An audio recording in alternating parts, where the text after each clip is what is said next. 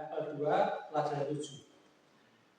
Tentang kesembuhan itu tercakup di dalam penebusan. Nah, bayangkan kalau kita ada di restoran ya, ada di restoran, kita makan enak, ada nasi, ada ayam, sayur, minuman, dessert, wes lengkap lah, ya, kita makan di situ. Nah, setelah selesai makan, ya kan, apa yang dilakukan? Kemana? Kasir, ya, kita bayar. Kalau kita bayar, kasirnya berkata, sudah dibayar Pak. Kita bingung loh, siapa yang bayar? Ya, kasih tidak ada seorang yang sangat perhatian. Dia datang lebih dulu dan sudah bayar semua makanan Bapak. Kira-kira yang kita lakukan apa?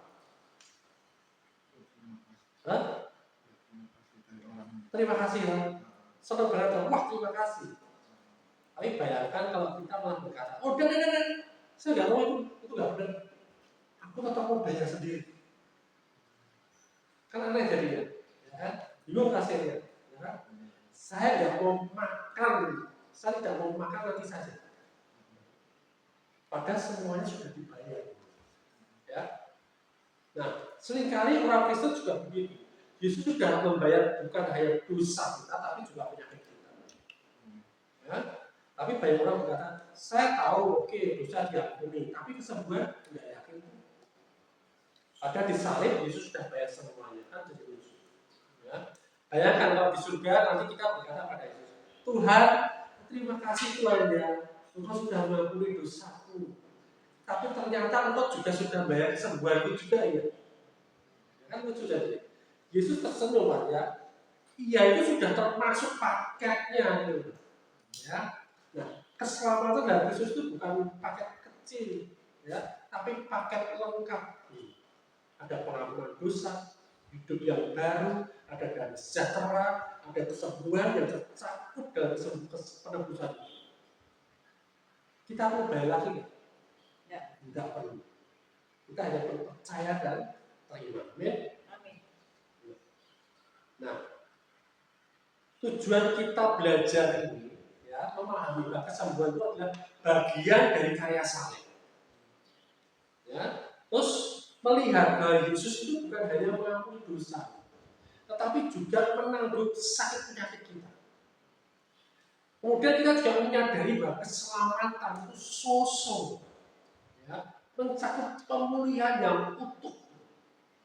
Amin. Amin. Ya. Nah, yang pertama, Yesus menyembuhkan sebagai penggenapan nubuat. Matius 8, 16, 17. Ya, tadi ya. Matius 8, 16, 17. Menjelang malam dibawalah pada Yesus banyak orang yang kerasukan setan. Dan dengan sepatah kata Yesus mengusir roh itu dan menyembuhkan orang-orang yang tidak sakit. Hal itu terjadi supaya genaplah firman yang disampaikan oleh Nabi Yesaya. Dialah yang memikul kelemahan kita dan menanggung penyakit kita. Amin. Jadi Yesus mengusir roh jahat dan menyembuhkan semua yang sakit. Jadi ayat 17 ini menyatakan bahwa ini adalah penggenapan. Di dalam Yesaya 53 dikatakan sesungguhnya penyakit kita lah yang ditanggungnya. Oleh bilur-bilurnya kita menjadi sembuh. Jadi ini bukan sekedar metafora rohani, tapi Matius menegaskan bahwa kesembuhan jasmani yang Yesus lakukan ini adalah penggenapan dari nubuatan tersebut. Amin. Seperti itu. Nah, salib menanggung dosa dan penyakit. 1 Petrus 2 ayat 24. Baca 1 Petrus 2 ayat 24.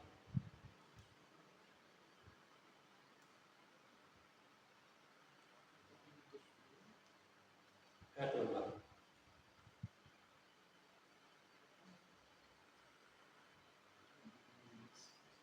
Atau Petrus 2 ayat 24.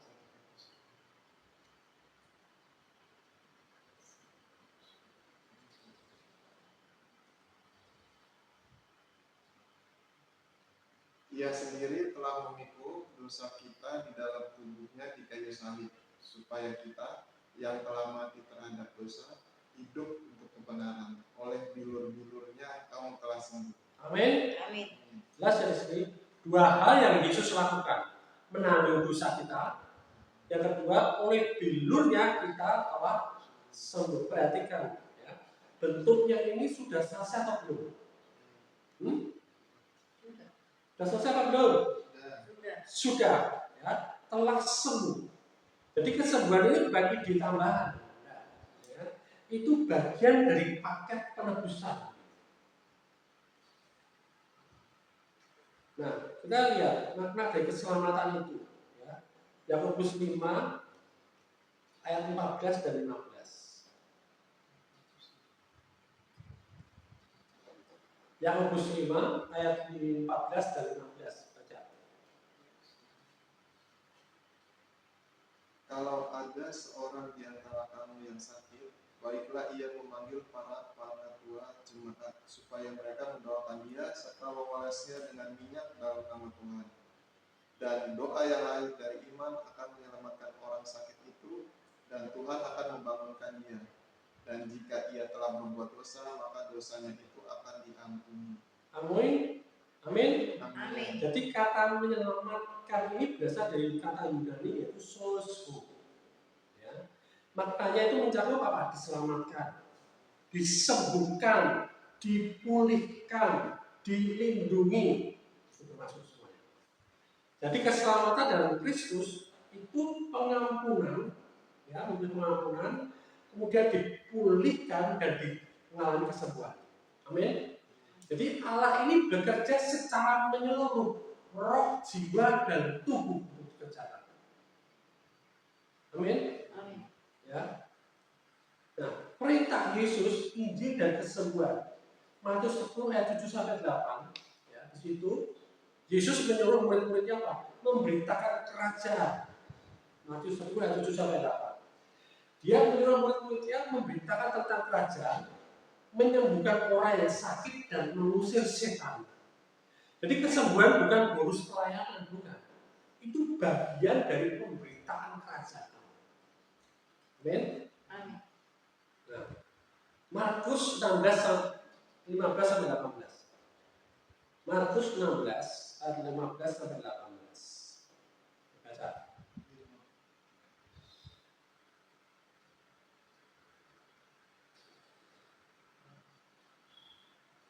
Markus 16 15 sampai 18.